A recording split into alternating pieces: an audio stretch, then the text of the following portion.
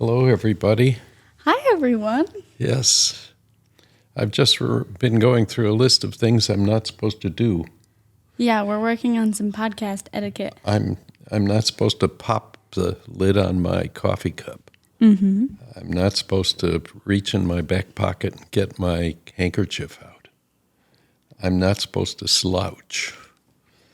And Well, some of them are like personal things. Like we each look at how we look on the podcast and then make choices about, oh, I shouldn't wear this, or I shouldn't look like this, or I should sit this way.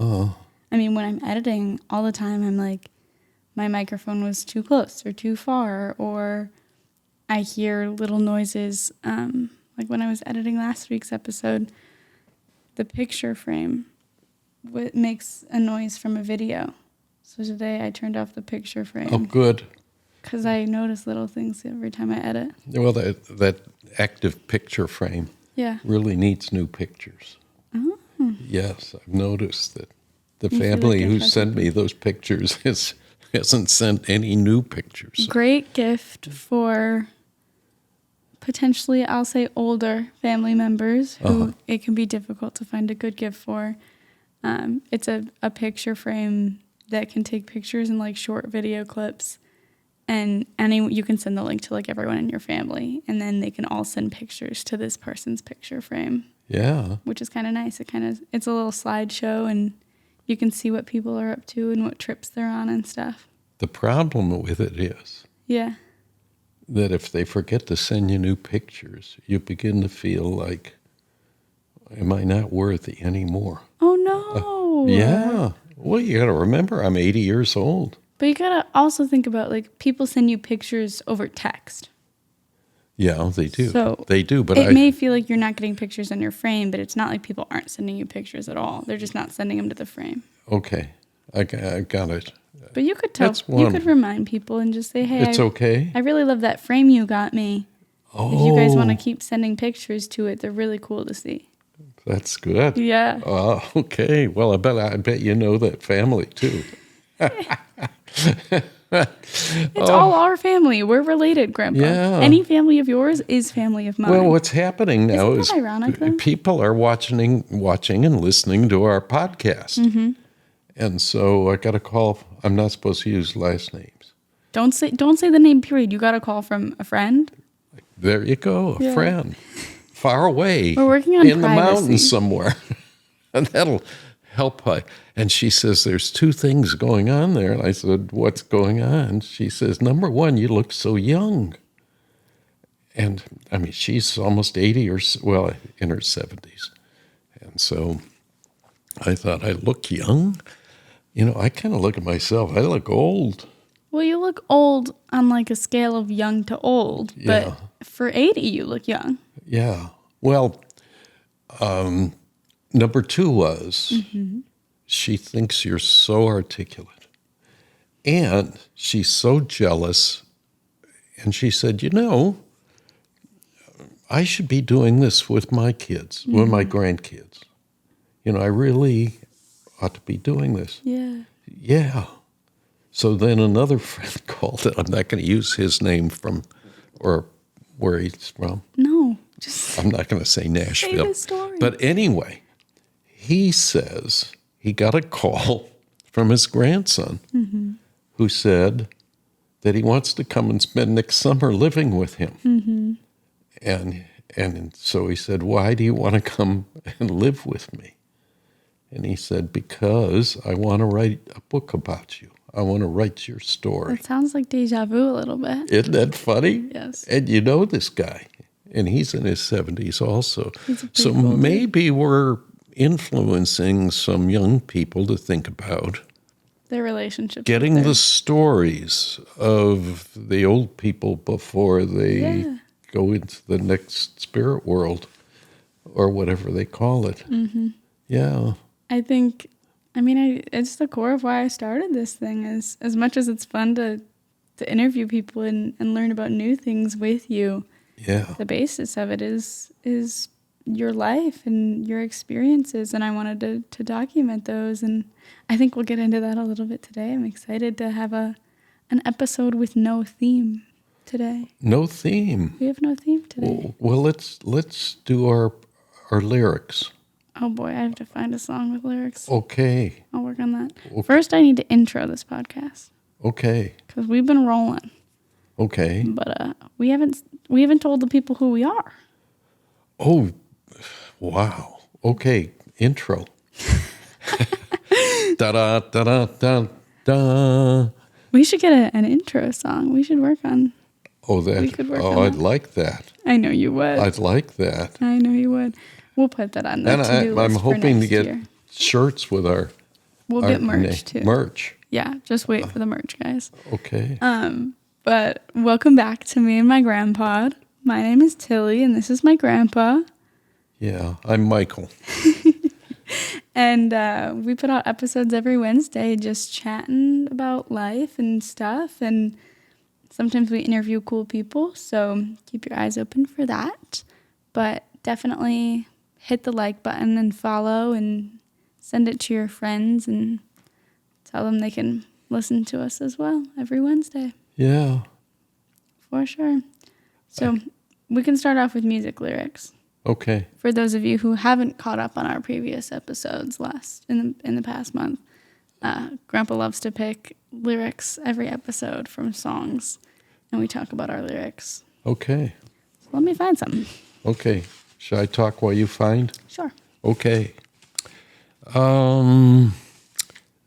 This was a song by Alison Krauss, who it was written by Paul Overstreet and Don Schlitz in Nashville. And everybody knows that Allison lives in Franklin, Tennessee. And so where I used to live. And here's the line. It's amazing how you can speak right to my heart. Without saying a word, you can light up the dark. You say it best when you say nothing at all. That's a pretty cool line. Yeah. You say it best when you say nothing at all. This was also in the movie Notting Hill, that song. And I think I saw Alison Krauss at Humboldt State University, up where the big redwoods are. Yeah. You know, I was out on the West Coast visiting some friends who have a ranch sitting right on the Pacific. And we noticed that she was there with her group. Anyway, also, I have another one while you're looking that up. You know, we had Brent Mayer from Rain Music in Nashville, and he's won lots of Grammy Awards as a writer and producer. And I asked him to send us one of his favorites. Yeah. And here's one from that Chris Christopherson wrote. Mm-hmm. And it's from his song, Why Me? And why me, Lord? What have I done to deserve even one of the pleasures I've known? Wow. Mm-hmm. Chris Christopherson. Why me, Lord? What have I done to deserve one of the pleasures I've known? Huge hit, by the way. Yeah. Yeah. Those are some good lyrics. Okay. Oh, thank you, Brent. Yeah. Thank you, Brent, for sending over those lyrics. So my lyrics today, I picked from the absolutely magnificent Madison Beer. And she just put out an album. And kind of last week I talked about Noah Kahn and the concept of fall. And it was kind of funny because, I mean, I said this last week, but where we live right now, leaves don't fall from the trees, really. Like, it's not a thing in the South where it's too warm for trees to have 4 seasons. But back in Chicago, you grew up in Chicago, you witnessed what it was like for the leaves to fall on the trees. And you jump in the leaf piles. Mm-hmm. And then you reach wintertime and there's no leaves on the trees. It's just a bunch of sticks in the sky. But Madison Beer has this song called Envy the Leaves. And the lyrics are, I envy the leaves that grow from the trees. They're all so carefree through the seasons, unaware of the fall. And the song is so beautiful. She's a great singer. But that concept of looking at something that, I mean, it's an animate object. It's a leaf. It's going to grow on a tree, and then eventually, like with the seasons, they fall from the trees. But to kind of put yourself in that perspective of like, imagine spending your life not knowing.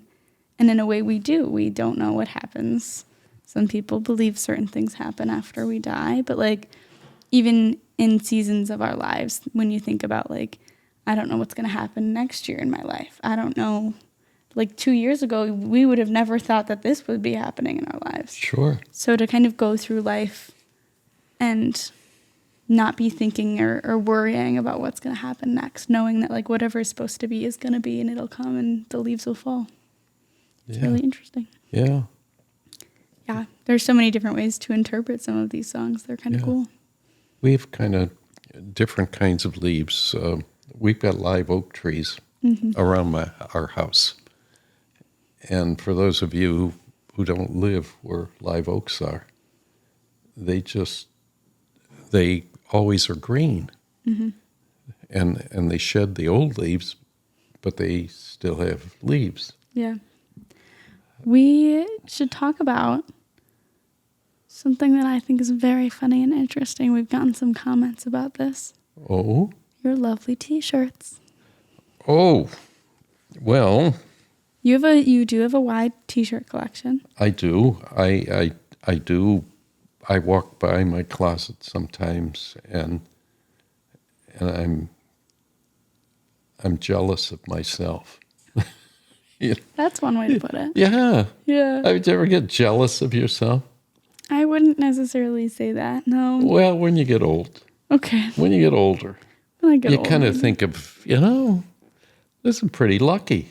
I think I'm lucky a lot, Yeah. Oh, good. but I wouldn't call myself jealous of myself. Okay. Well, I am. I wouldn't think other people need to be jealous. Well, I think of me. when kids and grandkids think about what are we going to get Grandpa for his birthday or something, and T-shirts are just a great way for. You prefer T-shirts. I don't love know them. if every grandpa wants T-shirts. Oh, well, that's true, But but you it'd be like interesting T-shirts. from some of the grandpas out there, or grandmas. What do you guys like for brighten your life up? Oh, where are my oh, they're right here. There you go. Okay. I was going to say, set the coffee cup down on your table so you don't Okay. tip it over. Okay. Put it over here, but I'm not going to click it. Okay. Well, first, imagine. Okay. John Lennon, You can see that one, yeah. my granddaughter who spent last year in Italy, found this in Florence, Italy. My parents, we all went to the Hard Rock Cafe when they visited me and my sister, and they helped me pick it out. We all picked it out. Dynamite. It was a birthday or Christmas gift. Yeah. By the way, that was John Lennon's biggest hit. His biggest solo hit was that song, and he was basically talking about a world of peace, a world without war. I mean, especially what's going on in the world today, the terrible conflicts of war. And he dreamed of a place without war and without hunger, without conflict, with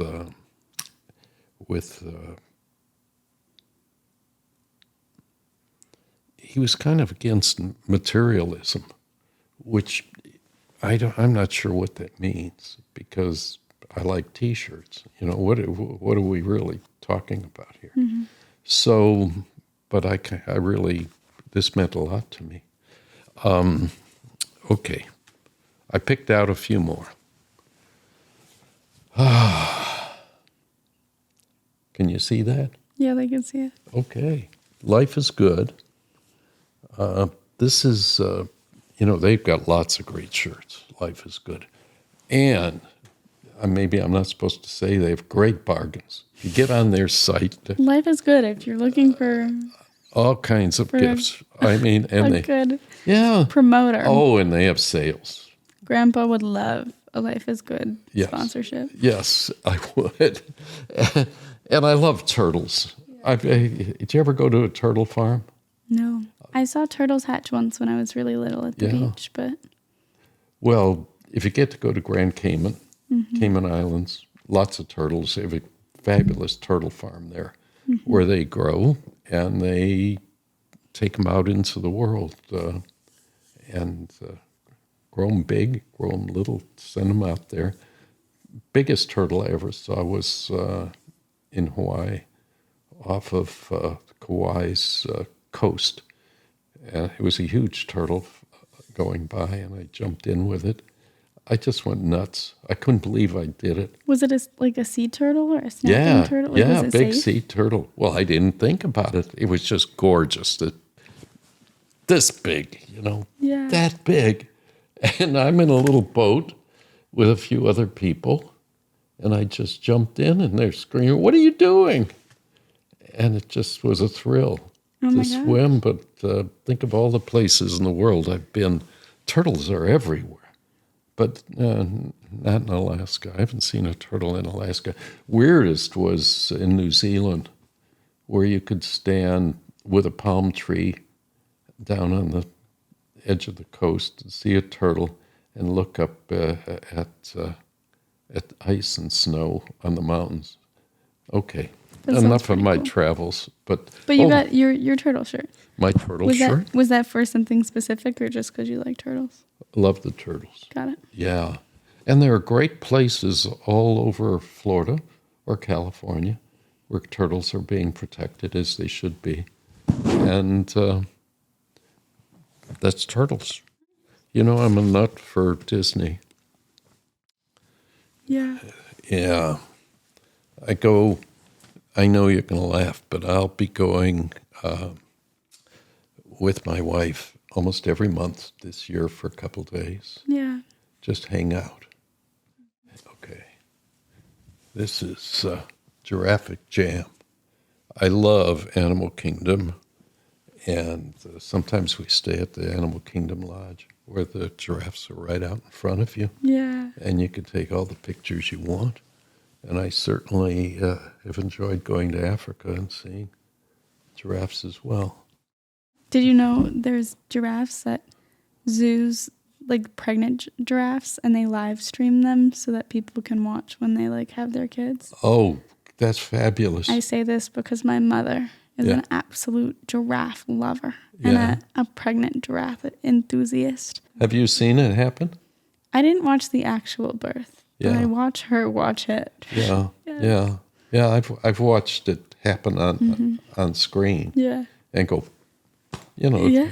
the sucker's almost 6 feet tall. It's crazy. It is. It's beautiful. It's beautiful. Really, it's really interesting how animal births are so different than human births. Yeah.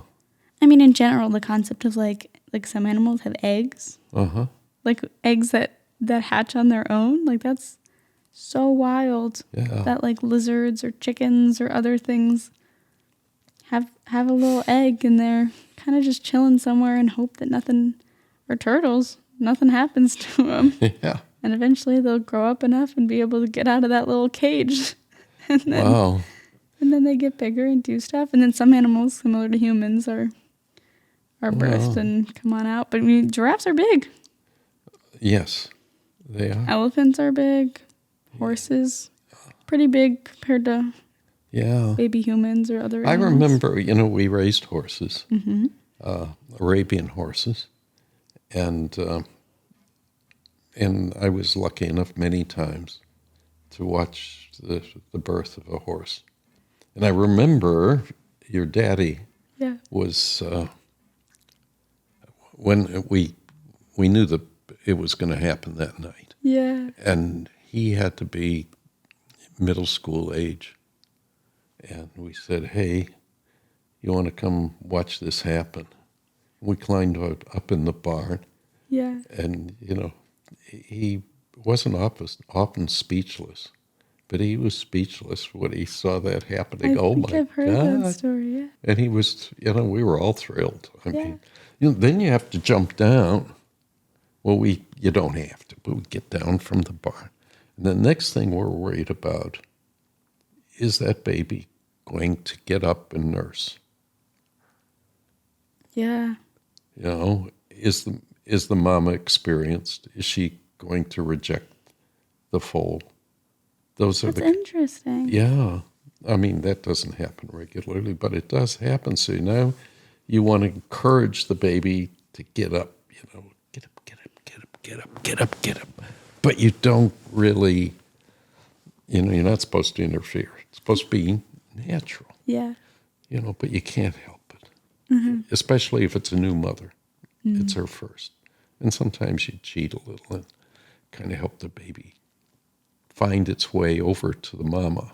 We let them get up by themselves, but sometimes they're wanting to nurse. You could tell. It's nature is beautiful. It really is. How did you pick names for the horses? Ooh, boy, that's a good one. I think the first one we named after my Uncle Charles. Okay. Yeah, which was my favorite uncle. Nice. Uncle Charles. We named, and he was offended. Really? Yes, Uncle Charles. What? You named a horse after me? I'm no horse. Nowadays, people will be like, that's so cool. Yeah. Yeah, well, it was a long time ago. And, but yeah, let's see if I think of,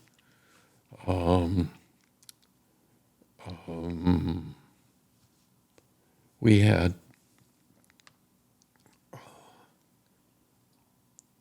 there was one birth that was kind of difficult. Our vet wasn't around, and the mare was struggling.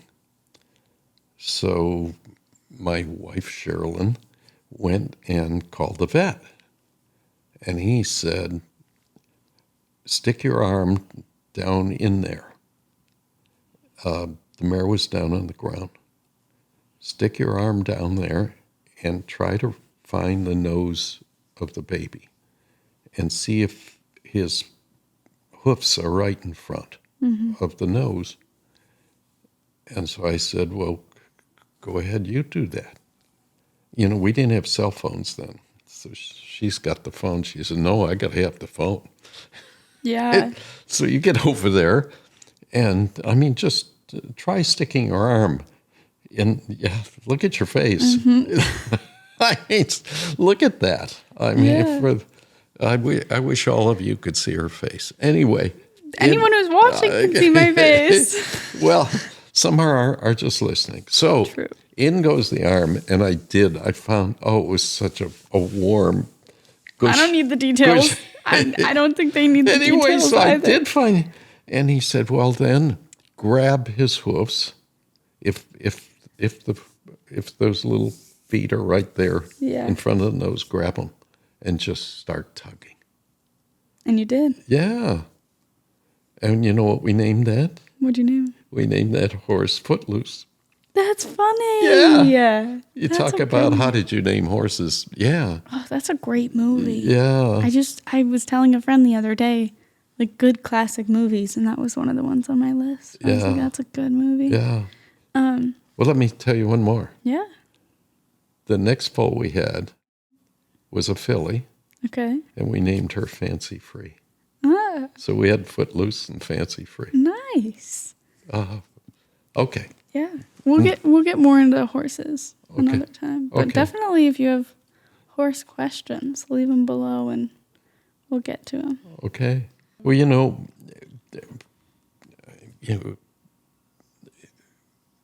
we were talking about Alison Krauss and that music. Yeah. And it was that song was in the movie Love Actually. Yeah. And that's one of those movies that if I'm really wanting some good feelings, I love a good love story. Yeah. And so that's one I would pick. I mean, how many times can you watch Julia Roberts in that movie and not enjoy it. Well, for me, it just, if I really need a good, there you go, Love Actually, because it's funny and there's lots of love going on, Yeah. and there's only a few down moments in the film. Okay, so can I ask you? You said Footloose was. Footloose, I think, is a good movie. Yeah, would you say that has some romance in it? I definitely think it has some romance in it. I think there's a lot of romance in different movies. And obviously there's romance as an entire genre of movies. Yeah. But I think a good romantic movie, I just had one. The Notebook. Oh. I didn't watch The Notebook when it came out. I've also never seen the Titanic. There's a lot of movies that people would consider classics that I've never seen. Okay. But I watched The Notebook probably 2 years ago-ish. And maybe 3, but I was 20 years old at least. And or close to it. And I watched that movie and I was like, this is a good movie. There's a reason people love this movie. Yeah. That was a good one. Yeah. Well, that just goes, if you're 18 or 80, you can watch that movie and think about your life. Yeah. Yeah. I think there's some other cool ones. For my age, we had a lot of series like Twilight and Hunger Games and Divergent, which are all kind of concepts around some sort of dystopian or futuristic or mystical realm, and all have some level of love in them. And those are really interesting to dissect. If you are on the verge of a war, who do you love? If you're going through something and everyone in the world is watching you, do you decide to be in love, or do you just focus on survival? Or if the person you love is kind of going against all the things that normally you would want to be loving, do you still love them if you're in love with them? There's so many different layers to it. Yeah. Those are some interesting movies where the main core of them isn't romance, but the romance in them is very interesting to dissect. And those ones all have books. And I know people who are book people love books way more than they like movies. And so I think books get a little bit more deeper into the emotions than the movies do. I've been packing. Yes, you have been packing. Both of us have been experiencing moving. We're moving houses. This location will cease to exist in a handful of weeks. Yes. I've been living in this house for 30 years almost. Almost 30 years and love it. Mm-hmm. But sometimes those of you who are seniors. I was going to say, you're getting old and it's time for something smaller. Yes. And you want something smaller. Mm-hmm. Don't want to have to take care of. I've been very fortunate to have a big, beautiful home. Time to downsize. Correct. Okay. So I've been packing and finding things. Yeah. And yesterday I found a complete set from the movie Casablanca. Interesting. It's got the story, it's got the script, it's got the VHS tape in there. Yeah. And how it was made, the whole story. And that's one of those great movies. If you Google romantic, it's okay to say Google? Yeah. Okay, if you Google romantic... Googling is an action at this point. Okay. Google, if you Google great romantic movies, you'll find in the top 10 on everybody's list is this movie Casablanca. Okay. Yeah, and I can really identify with it. But I wonder if people of your generation will even watch it. I mean, it's always on Turner Classic Movies or, kids nowadays. Netflix, I mean, I was going to say, unless it shows up in our Netflix recommended or on our TikTok feed, there's something really interesting that people your age probably don't know about, but on TikTok, and I'm sure it probably happens on Instagram, but I see it on TikTok more, people have accounts, full accounts, where their sole purpose is to post clips of movies or TV shows. And so you could watch a whole movie split down into 60-second clips. And you watch the clip, and then you scroll to the next clip. And then you watch that clip, and then you scroll to the next one. And a lot of times you'll get a clip, it'll show up on your For You page. So it could be anywhere in the movie. You could be at the beginning of the movie. You could be 20 minutes from the end of the movie. This clip shows up and it's going viral. Hundreds of thousands of people are liking this little 60-second, 90-second clip. And you go and you're like, I like this clip. I can tell it's from a movie or a TV show or something. And you click on the account to go see all the other clips. And you're like, great. Like, I go to it right to where it was posted. I go to the next one. And so you watch that one. And then you scroll to the next one and you watch that one. And then you go to scroll again. And it's the end. It's whatever the person is posting right now. And they haven't posted the next clip. So then you're sitting there and you're frustrated because you're like, this is an annoying cliffhanger. And you're fully capable of going and finding wherever this movie actually exists and watching it. But it's convenient to watch it in 60-second sections on your little phone. I can't imagine. And you do that. I mean, for hours, kids scroll. My screen time is up there. Yeah. Well, I could understand that. Yeah. I could really understand one of your cousins, one of my granddaughters. Yeah. Teaches high school. And she told me that no matter what the rules are at the high school, the students have a way of pulling in, getting their phones out. Absolutely. And, and catching something for 60 seconds. Mm-hmm. Just, and it's very frustrating for teachers. Absolutely. I'm very frustrating because it just is.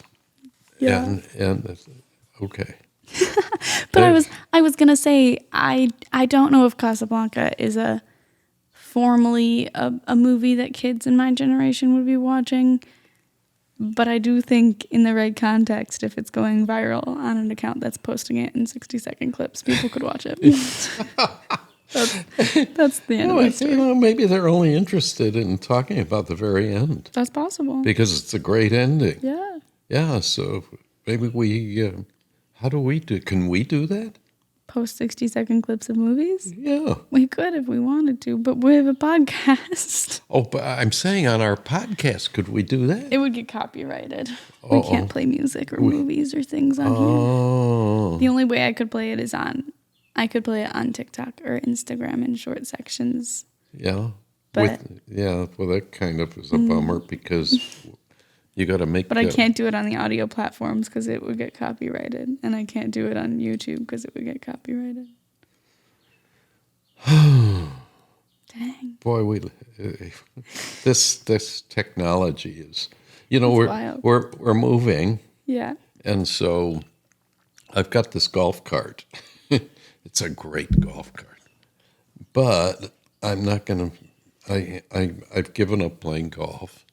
And where you're moving, there's not a place there's not to a golf course there. golf Here cart. I live on a golf course. And so I want to sell it. So there are ways of doing that online. Mm-hmm. And it intimidates me, some of that technology, because I'm afraid if I push the wrong button, it's not going to go right. Okay. But Tilly has agreed to help me get it onto a sales format. I will. To sell it.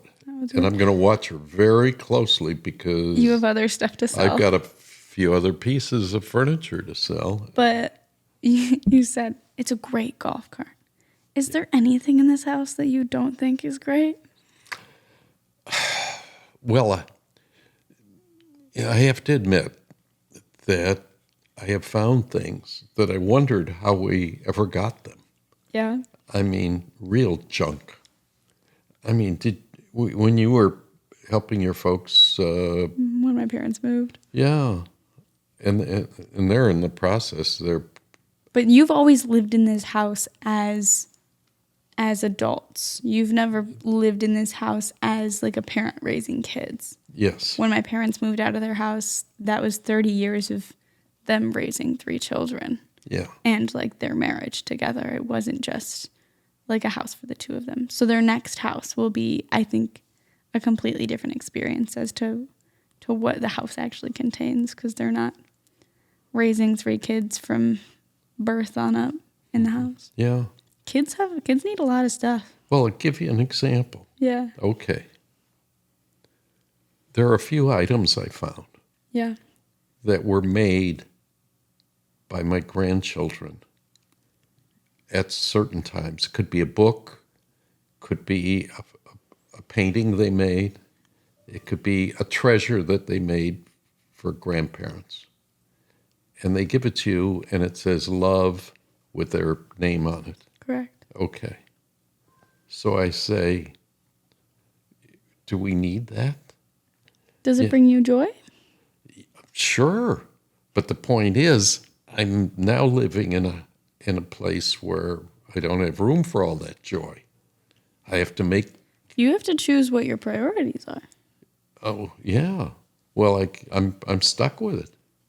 Here I am, taking a bunch of stuff to the new house that's going to go back in the closet, and I'm never going to use it because I don't want to offend somebody. Okay. Has anyone ever come into your house and said, "Do you have that picture I drew you when I was 5 years old?" No. So Oh. that's something to think about. Ooh. Not that I'm encouraging you to throw out everything, Ooh. but I would also say, have you also thought about maybe making a stack of the things Yeah. in a small like folder or binder or something and framing a few of them? And then every few months you can switch out which ones are framed based on the season, if any of them have themes or colors you like. Yeah. And then as you walk past them in the hallway or wherever Yeah. you'd put them, Yeah. in an office or a bedroom or something, then you can look at them and smile and think, oh my gosh, I remember when this person was 7 years old and they loved Yeah. playing basketball or Yeah. soccer or So whatever. should I take a picture of that ashtray or that pot? Because If they're physical things, I've got physical things that are big, you got to make choices. You have a lot of, you're going to have to make and I choices love no matter them. And what. I mean, when I got them, it was pretty cool. Yeah. Yeah, but I haven't used them in. I don't smoke. Yeah, but you can use it as decoration. Mm. Oh, Grandpa. Yeah, it's that big a problem. No, like to me, like if I had those things, I mean, I have things from kids I nannied and babysat. I practically helped raise those kids, and I still have their. I'm not gonna say it's crappy, but they're less than perfect art pieces. Yeah. Yeah, they bring me so much joy. I had a girl that I watched paint me a piece of wood, a little brick that was cut off the end of like a 2x4. And she painted that thing, and she handed it to me, and she said, "Tilly, I painted this for you." And I said, "Thank you so much. I love it." And I still have it. Yeah. And every time I look at it, I think about her. And even though it's not practical at all, it doesn't go with any other decor that it's with. It's not efficient in my space. I could use that space for something else or something more modern that fits a theme. It brings me joy because it was made for me, and that relationship was special. So you got to decide. I have to decide. Remember, 10 grandkids. But you chose to have a big family. I didn't tell them to go have babies. You chose to have a big family.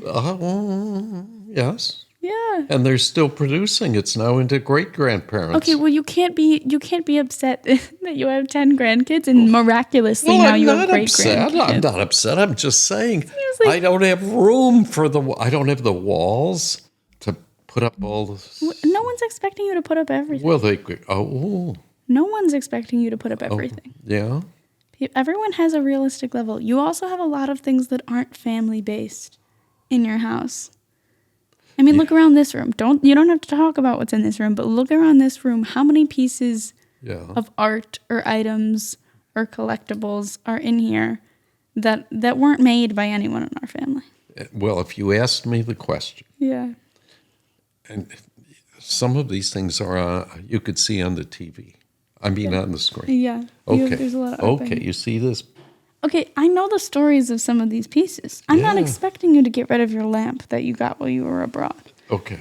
But I'm saying that you have to make choices I in know what you want to that prioritize. you're right. And is something like a little bird Yeah. on a shelf going to bring you as much joy as an art piece that was made by one of your grandkids? Yes. That's your That's prerogative. the problem. There's a reason that it's not my That's house. the I'm problem. not decorating it. Yes. You're free. Yeah. But you'll be there. I will be. And you'll be helping. You'll be saying, I have to balance it out though, because while I'm living in your space, it isn't my space. I don't have control over it. yeah. And I'm there to help and assist you in whatever you want, but I do have to keep my opinions to myself. Since when? Since always. Oh, Tilly.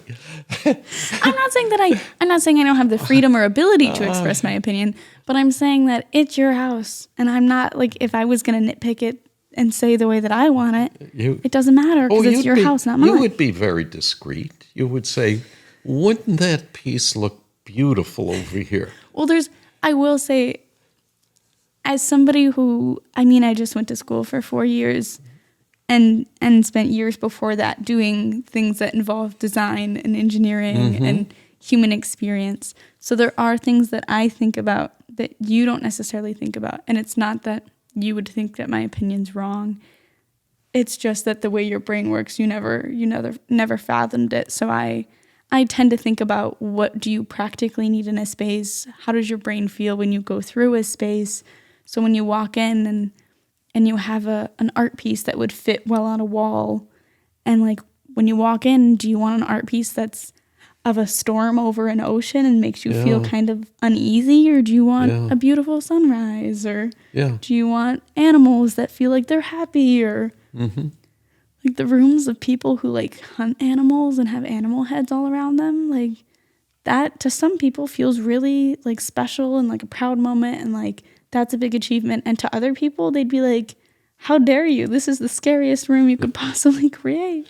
Yeah. And so it's those kind of things of, even though the spaces I'm living in right now aren't really my own, like I have my room or whatever it is to have decorate or my own autonomy, but the whole house itself is not by my design. But it's a combination of what's practical and efficient, as well as what brings you joy. Because sometimes there are things that aren't practical or efficient, but you keep them because they bring you joy. So I'm not saying you have to get rid of everything, and I'm not saying you need to keep everything. No one's going to be mad if you get rid of one art piece from years ago. Granted, if you are getting rid of artwork, probably wouldn't hurt to send a picture of it to that kid and say, hey, look what I found. Because I sent my mom That's an alternative I hadn't thought about. I sent my mom a picture the other day of a snowman I built 8 years ago. Me standing on top of a huge snowball next to a giant snowman that was bigger than I was. Yeah. And I sent it to her. Good. And it made her smile because it was a cool memory. And it took all of 5 seconds. So you could send the picture to the person of whatever it was and say, hey, I found this. Boy, I've got a lot of pictures Made me to smile make. today. I'm going to make a lot of pictures. Yeah. The good thing is your phone takes up the same amount of space now as it will after you take 100 photos.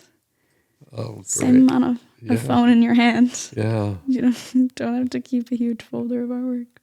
Yeah. But my parents still have huge, like big folder things of all of our artwork from growing up. Yeah. I'm excited to be able to show that to my kids one day, hopefully. Boy, I had to box up photo albums. Yeah. And those to pull those out of the cabinet and begin to look at, I think the first elephant I saw in Africa, I stood there almost 10 minutes with that animal looking at me with Kilimanjaro behind him. Yeah. And I just kept taking pictures. I kept taking video of that one elephant. I was so stunned it took me that long to realize there were a whole herd that were there. Yeah. After that, there were so many I saw in Africa that when I saw the babies and the herds, that one, but still that one elephant Yeah. at that moment was enormous for me. And because I was there. And the same kind of thing happened with lions. I've got a photo album. There were so many lions that as long as we didn't get out of the Range Rover, the lions they didn't care if we were nearby. But the moment somebody would step out, it was all over. And so we were like being greeted by, now if you go to the Magic Kingdom and you drive through, Animal Kingdom, you drive through and you see a lion, you go, oh my God, isn't that fantastic? And it is for people who've never seen one in that kind of an environment that looks very much like Africa. But I was lucky enough to be able to be there with them for days, and there'd be dozens. Yeah. And yeah, I'm glad I've got the picture albums, and I'd love to share that with the grandkids, but they don't. I can't remember the last time one of them said, why don't we sit down and look at your picture albums? Didn't you used to travel a lot? And maybe it's different. Well, I think it goes two ways. Like I studied abroad and I have beautiful albums. I collected postcards in all the countries I went to and from all the museums. Yeah. And when I got back, everyone was very excited to see them. They were all, I want to see the photos. I want to know where you went. I want to know what you did.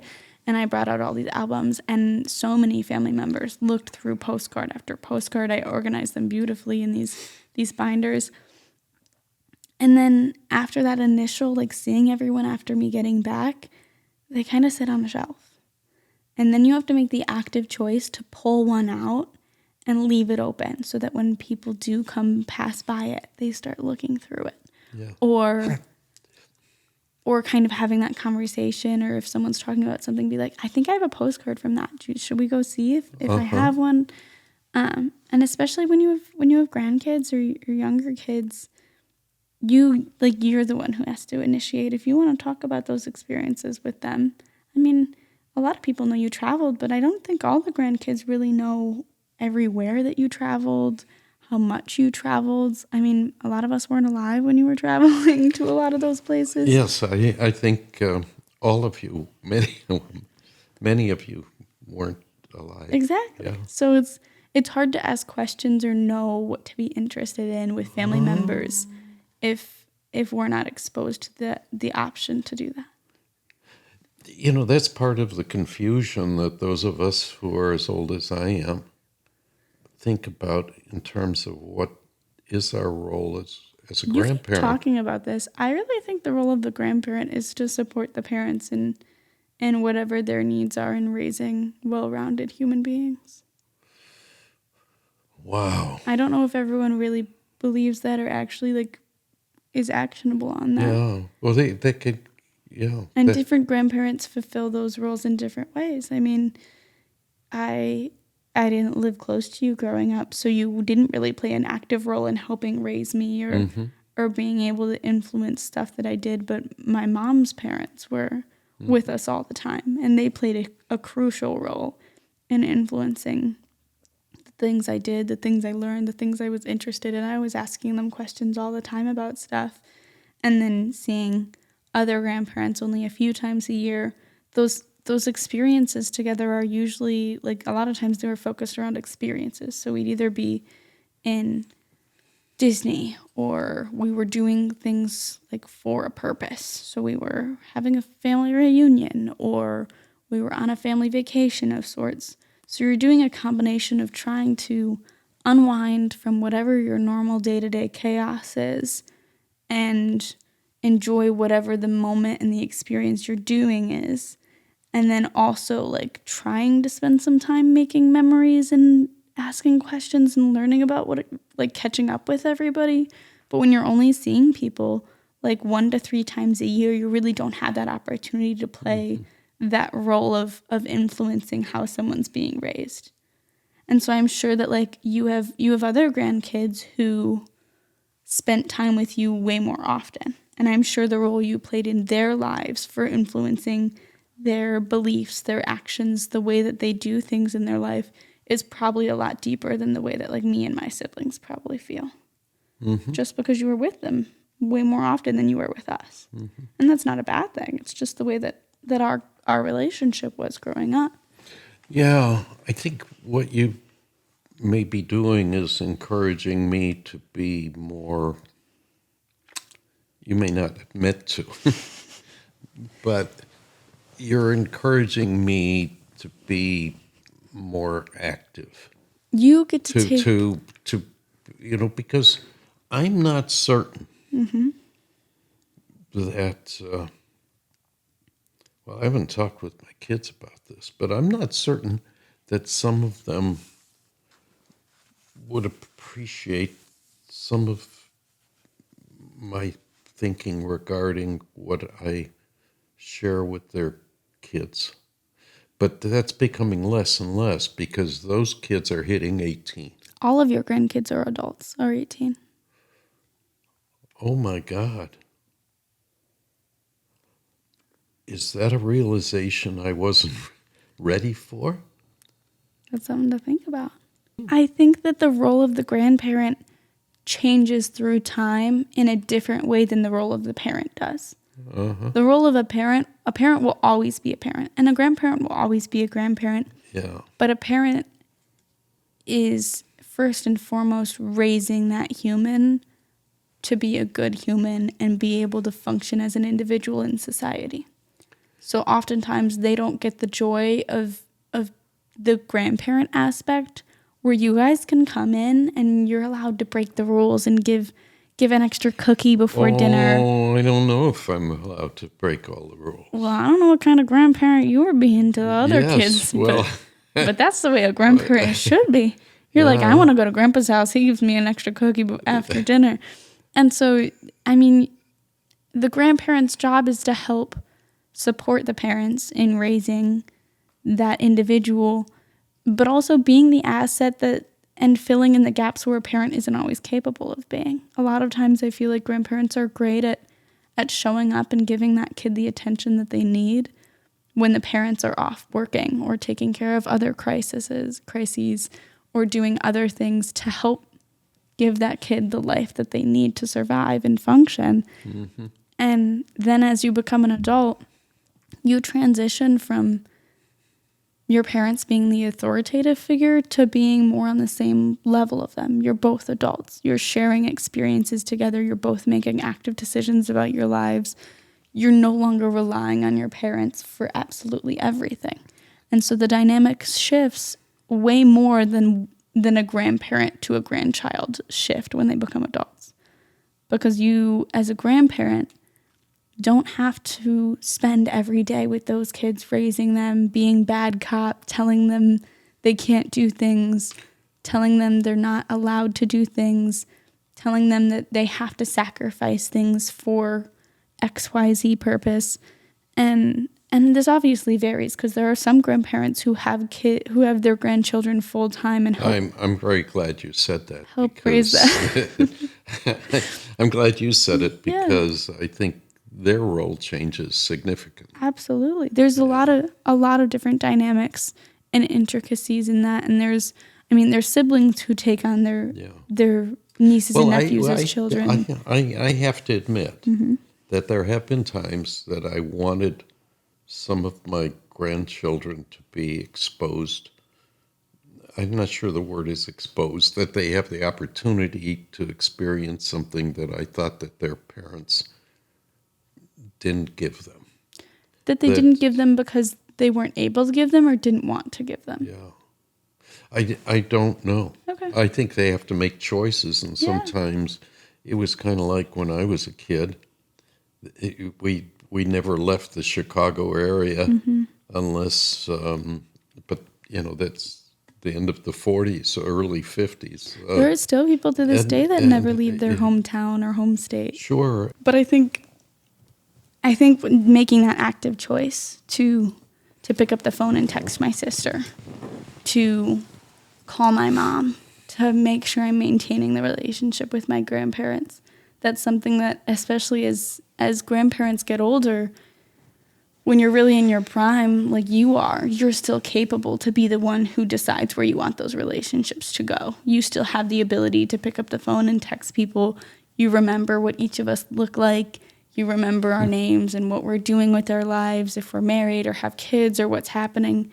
And so you really get to dictate how impactful you want that relationship to be.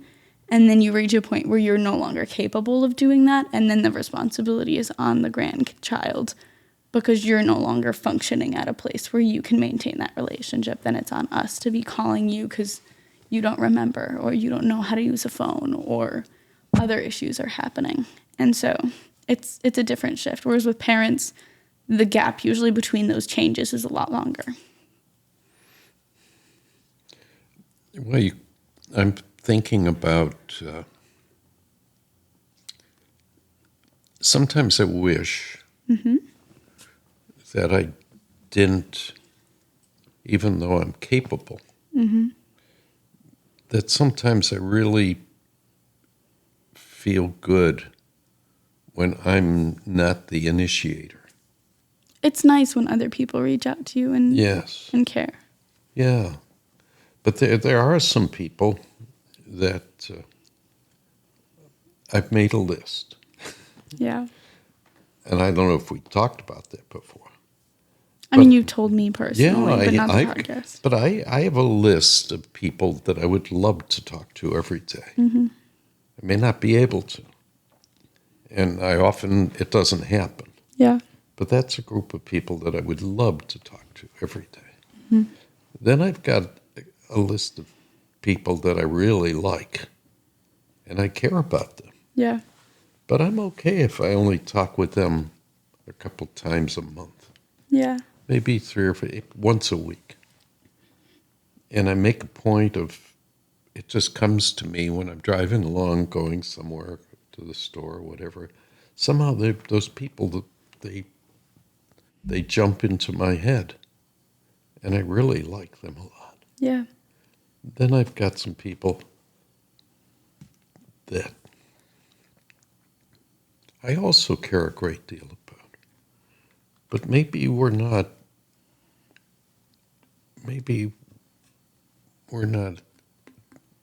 I don't know what the maybes are. Maybe it's not that they're not as important to me. It's just we don't communicate well. But I really am interested in what they're doing, and I want to reach out and say hi.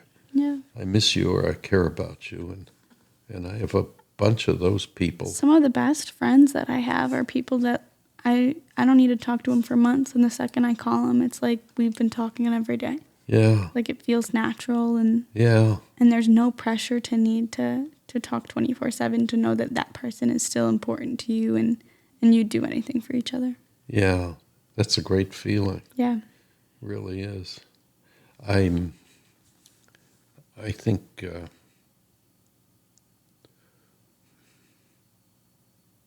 I just think.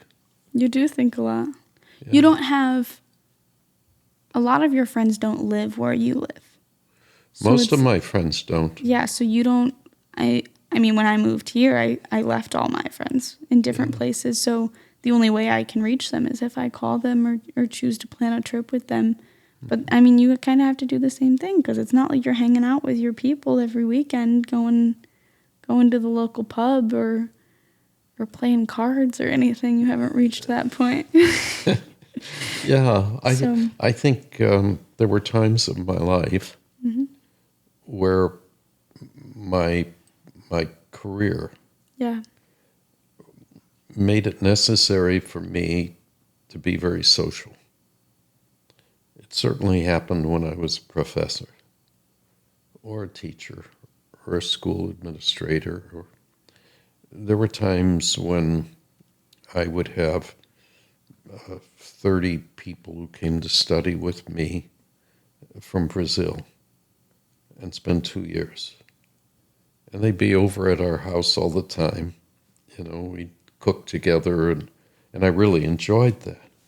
And there were times when we had our company, and it was the most creative and fun company that we know of. And part of that was developing friendships, and so we spent a lot of time with those people. But I think when I retired from business to begin to focus on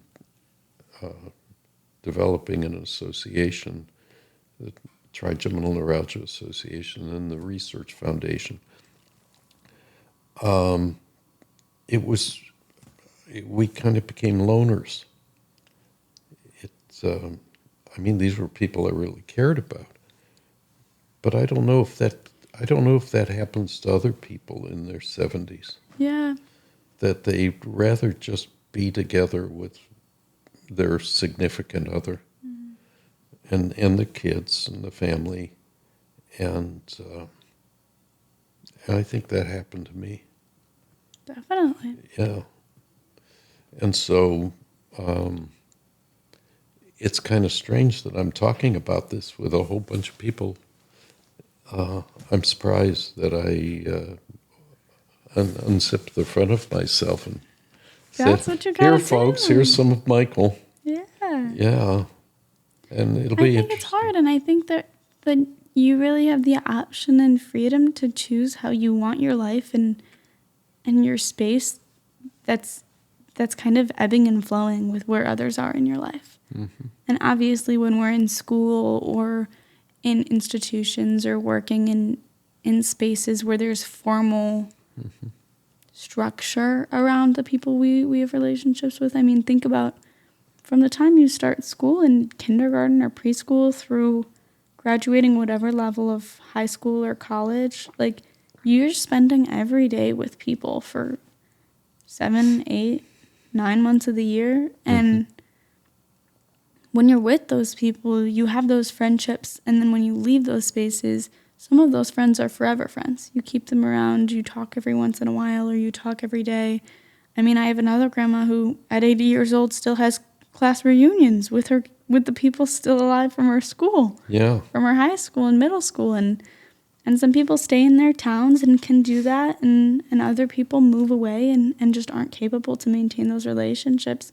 But at any given point, you can make the choice to choose to flourish and enrich relationships with people.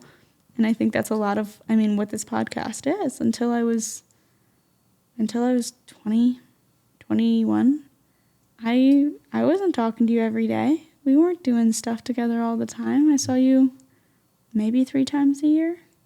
Yeah. And really choosing to make the choice to want to invest my time and my energy into our relationship. That's a big thing.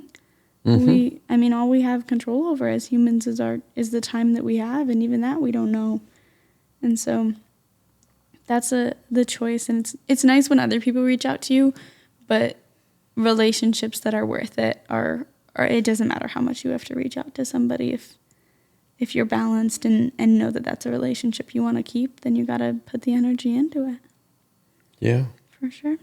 Well, I hope some of my old friends, well, I only have one old friend that's as old as I am, that's still on the earth. You went to his birthday party. I did. Mm-hmm. Yeah.